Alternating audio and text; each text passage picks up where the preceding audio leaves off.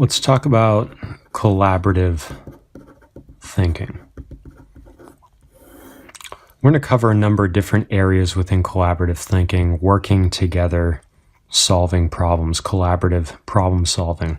Because remember, problem solving is really the key to most thinking.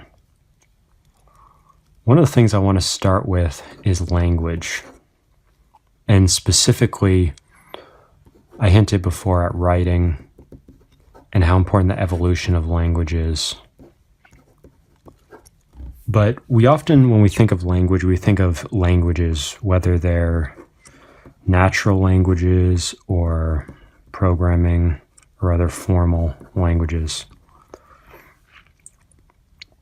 These are really important, but there's also sub-languages, sometimes known as registers. And these are the specialized languages that are used in different fields, like scientific language, or the language that a carpenter uses. Okay, the slang, the jargon. And there's often an informal as well as a formal use of language. So in the legal profession, there will be the informal slang that lawyers and paralegals use, and then there'll be the formal language that's used in published documents. Okay, official language. So sort of the language that's used in front of the curtain and behind the curtain. One of the important things about these languages is that they include people and they exclude other people. And that can be a power thing. But it also has a very pragmatic use. And this is what we call a controlled vocabulary. When you look in a dictionary,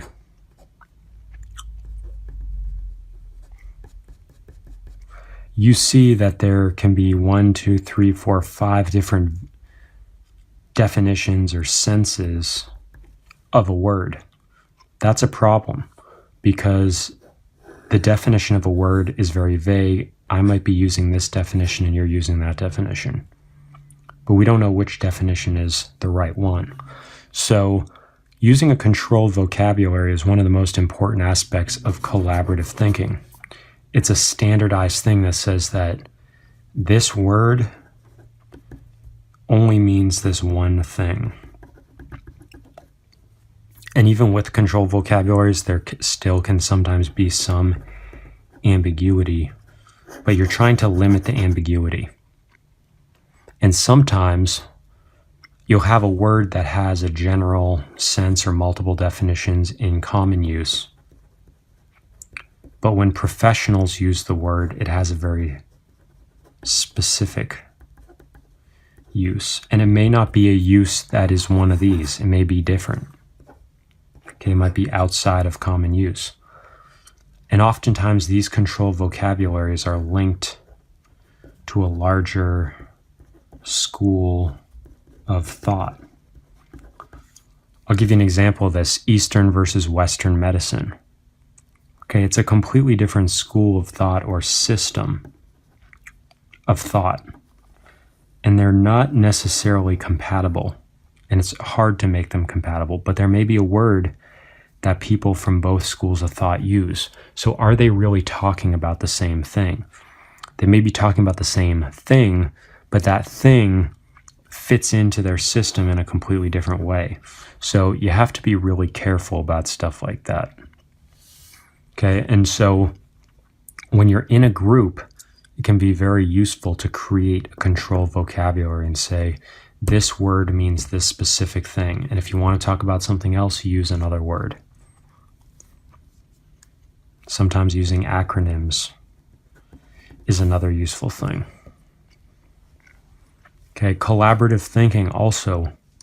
I want to talk about the human versus machine framework of collaboration. More and more, we're not just working with humans, but we're working with machines. And so what that means is you need to understand the basics of programming,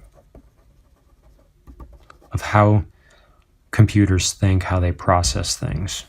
And this is something that I cover in my If You Can Cook, You Can Code course series. All right. This is really important because there's certain things where it's a lot easier to get something done by working with a machine than working with a human. And it's not always you telling the computer what to do. Sometimes the computer has its own way of doing things, and you need to figure out how to get things done with a machine that's not going to adapt to how you like to do things in a way that a human might. That's why it's so important to understand how computers work and think. And also, from a learning perspective, understand how machine learning and artificial intelligence work. So I've actually already created a course on machine learning, and I talk on artificial intelligence, and I talk a little bit about machine learning. I'm eventually going to be doing a full course on how machine learning works. But there's a lot of things that are a lot more efficient for a machine to learn than for a human to learn. And so I mentioned this earlier in the course about human-machine interfaces. The interface between the brain and the computer is still very rudimentary.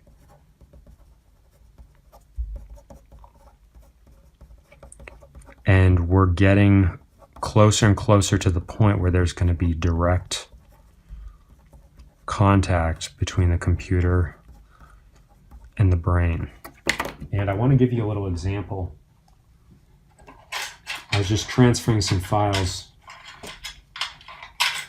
between two laptops. This right here, this little USB drive has 128 gigabytes, USB 3. This thing's tiny.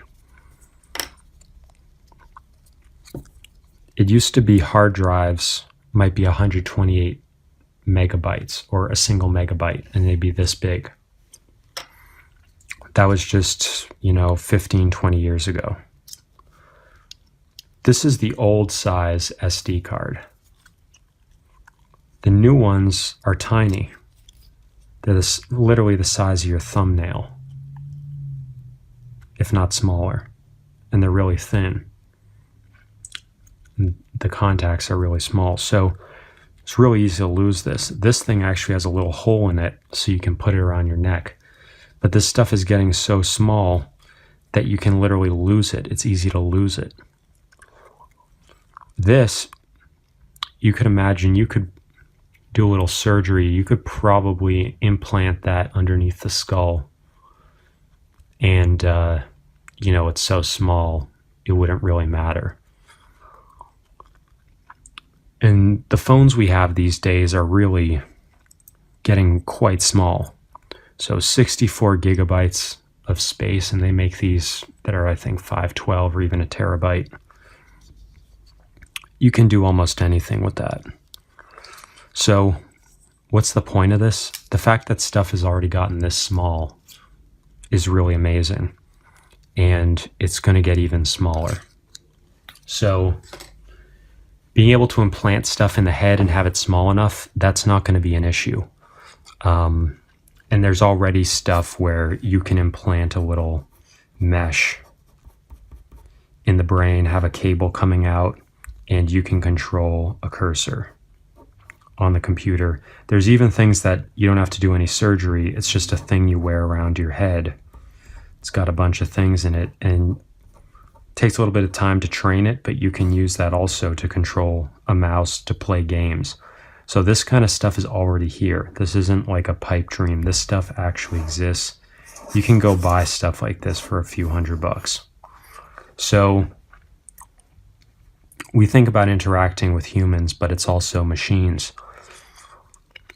Now, of course, there's the whole emotional side of things, which I'm not going to be covering in this course because this course is really about cognition and cognitive thinking, not emotional, although it does play a big part. So it is important to understand other people's motivation, why people do what they do. And a lot of people that don't have great social or emotional intelligence, they think there's no logic to how this stuff works, but I'm here to tell you there's a ton of logic. It's highly logical. You just need to understand the system that's at play. And there's layers. So you need to be able to see things happening at multiple layers at the same time. So I'll be getting into that in another course. But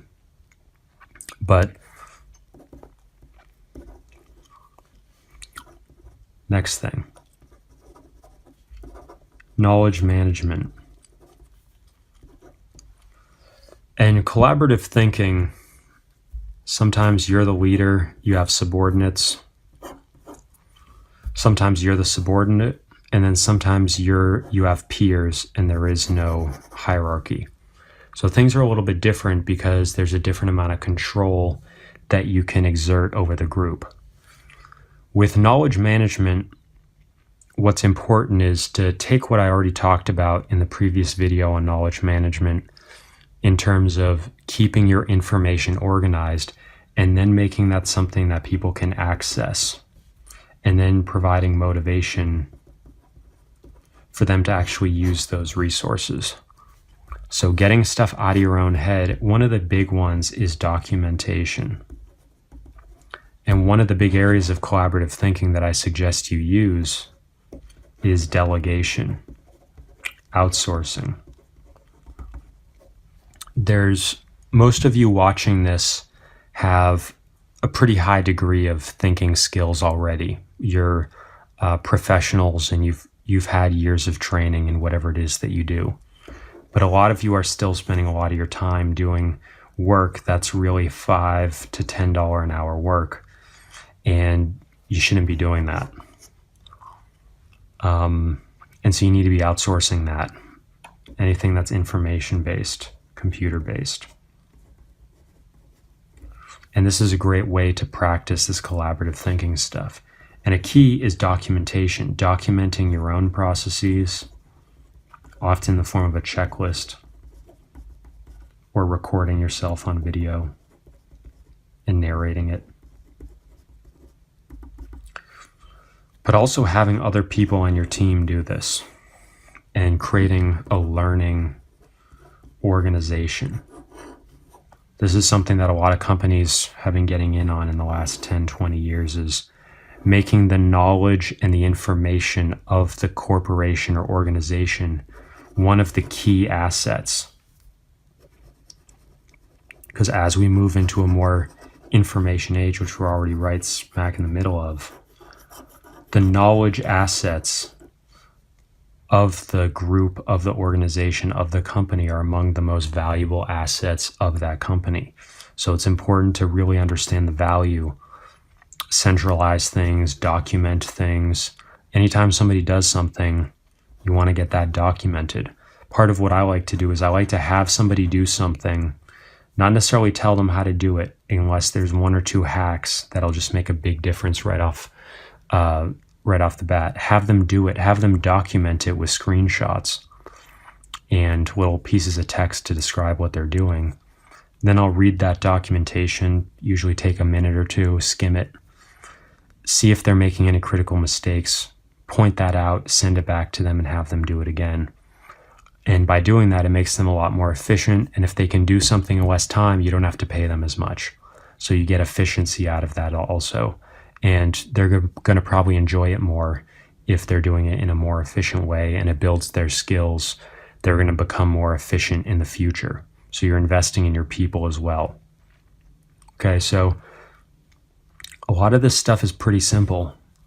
Don't be storing information in the heads of individuals who may leave your team, may leave your company at a certain point. Instead, get them to put that into a centralized place, whether it's a Wikipedia, whether it's a shared folder in Google Drive, and it's a shared Google document. Okay, whatever it is, get people to start creating user-generated content, put it into a shared location, and start building this asset.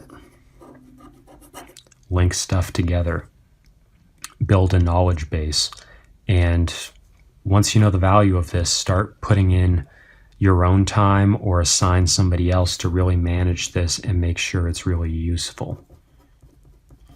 And one of the most important aspects of knowledge management is to have a table of contents. And we talked about this before with systems thinking. Eventually, you're going to have too much stuff. Nobody's going to remember where anything is. So you have to have a table of contents and at least have a basic organization system.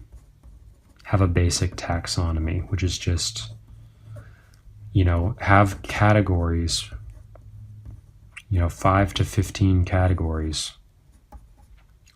that everything can go in, so that when somebody's looking for information, they can narrow it down to, okay, it's going to be in one of these 2 categories, and then it only takes them, 20, 30 seconds to see if there's information that's going to help them solve that problem.